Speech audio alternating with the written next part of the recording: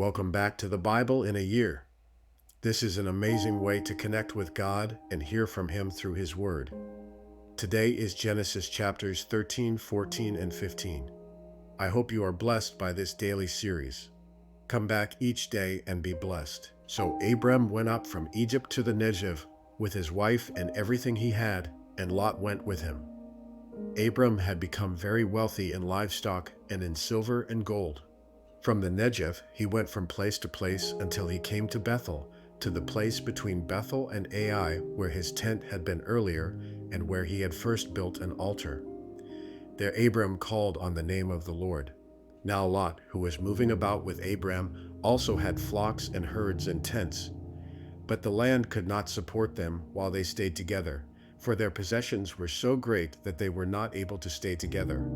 And quarreling arose between Abram's herders and Lot's. The Canaanites and Perizzites were also living in the land at that time. So Abram said to Lot, "Let's not have any quarreling between you and me, or between your herders and mine, for we are close relatives. Is not the whole land before you? Let's part company. If you go to the left, I'll go to the right. If you go to the right, I'll go to the left." Lot looked around and saw that the whole plain of the Jordan toward Zoar was well watered, like the garden of the Lord, like the land of Egypt. This was before the Lord destroyed Sodom and Gomorrah. So Lot chose for himself the whole plain of the Jordan and set out toward the east. The two men parted company. Abram lived in the land of Canaan, while Lot lived among the cities of the plain and pitched his tents near Sodom. Now the people of Sodom were wicked and were sinning greatly against the Lord. The Lord said to Abram after Lot had parted from him, "Look around from where you are to the north and south, to the east and west. All the land that you see I will give to you and your offspring forever. I will make your offspring like the dust of the earth, so that if anyone could count the dust, then your offspring could be counted. Go, walk through the length and breadth of the land, for I am giving it to you." So Abram went to live near the great trees of Mamre at Hebron, where he pitched his tents. There he built an altar to the Lord. At the time when Amraphel was king of Shinar, Arioch king of Elasar, Chedorlaomer king of Elam, and Tidal king of Goyim, these kings went to war against Bera king of Sodom, Bersha king of Gomorrah, Shinab king of Admah, Shemeber king of Zeboim, and the king of Bela, that is, Zor. All these latter kings joined forces in the valley of Siddim, that is, the Dead Sea Valley. For 12 years they had been subject to Chedorlaomer, but in the 13th year they rebelled. In the 14th year Chedorlaomer and the kings allied with him went out and defeated the Rephaites in Ashtaroth Karnaim, the Zuzites in Ham, the Amites in Shaveh Kiriathaim, and the Horites in the hill country of Seir, as far as El Paran near the desert. Then they turned back and went to En Mishpat, that is, Kadesh, and they conquered the whole territory of the Amalekites, as well as the Amorites who were living in Hazez and Tamar. Then the king of Sodom, the king of Gomorrah, the king of Admah, the king of Zeboim, and the king of Bela, that is, Zor, marched out and drew up their battle lines in the valley of Siddim against Chedorlaomer king of Elam, Tidal king of Goyim, Amraphel king of Shinar, and Arioch king of Elasar, 4 kings against 5. Now the valley of Siddim was full of tar pits, and when the kings of Sodom and Gomorrah fled, some of the men fell into them, and the rest fled to the hills. The 4 kings seized all the goods of Sodom and Gomorrah and all their food. Then they went away. They also carried off Abram's nephew Lot and his possessions, since he was living in Sodom. A man who had escaped came and reported this to Abram the Hebrew. Now Abram was living near the great trees of Mamre the Amorite, a brother of Eshcol and Aner, all of whom were allied with Abram. When Abram heard that his relative had been taken captive, he called out the 318 trained men born in his household and went in pursuit as far as Dan.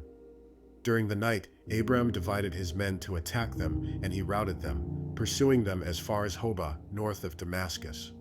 He recovered all the goods and brought back his relative Lot and his possessions, together with the women and the other people. After Abram returned from defeating Chedorlaomer and the kings allied with him, the king of Sodom came out to meet him in the valley of Shaveh, that is, the king's valley. Then Melchizedek king of Salem brought out bread and wine. He was priest of God Most High, and he blessed Abram, saying, Blessed be Abram by God Most High, creator of heaven and earth, and praise be to God Most High, who delivered your enemies into your hand. Then Abram gave him a tenth of everything. The king of Sodom said to Abram, "Give me the people and keep the goods for yourself." But Abram said to the king of Sodom, "With raised hand I have sworn an oath to the Lord, God Most High, creator of heaven and earth, that I will accept nothing belonging to you, not even a thread or the strap of a sandal, so that you will never be able to say, 'I made Abram rich.' I will accept nothing but what my men have eaten, and the share that belongs to the men who went with me to Aner, Eshcol, and Mamre. Let them have their share." After this, the word of the Lord came to Abram in a vision. "Do not be afraid, Abram. I am your shield, your very great reward." But Abram said, "Sovereign Lord, what can you give me since I remain childless, and the one who will inherit my estate is Eliezer of Damascus?" And Abram said, "You have given me no children, so a servant in my household will be my heir." Then the word of the Lord came to him, "This man will not be your heir, but a son who is your own flesh and blood will be your heir." He took him outside and said, "Look up at the sky and count the stars if indeed you can count them." Then he said to him, "So shall your offspring be." Abram believed the Lord, and he credited it to him as righteousness. He also said to him, "I am the Lord, who brought you out of Ur of the Chaldeans to give you this land to take possession of it." But Abram said, "Sovereign Lord, how can I know that I will gain possession of it?"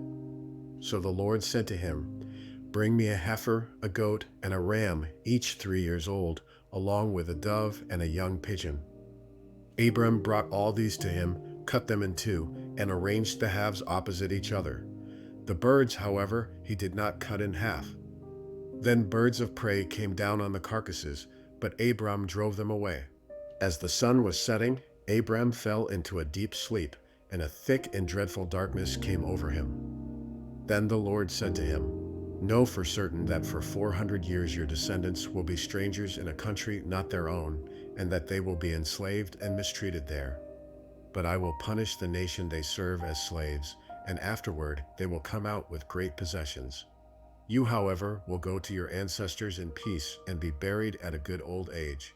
In the 4th generation, your descendants will come back here, for the sin of the Amorites has not yet reached its full measure." When the sun had set and darkness had fallen, a smoking firepot with a blazing torch appeared and passed between the pieces. On that day, the Lord made a covenant with Abram and said, "To your descendants I give this land, from the Wadi of Egypt to the great river, the Euphrates, the land of the Kenites, Kenizzites, Cadmonites, Hittites, Perizzites, Rephates, Amorites, Canaanites, Girgashites, and Jebusites." Thank you for joining me on this amazing journey of the Bible in a year.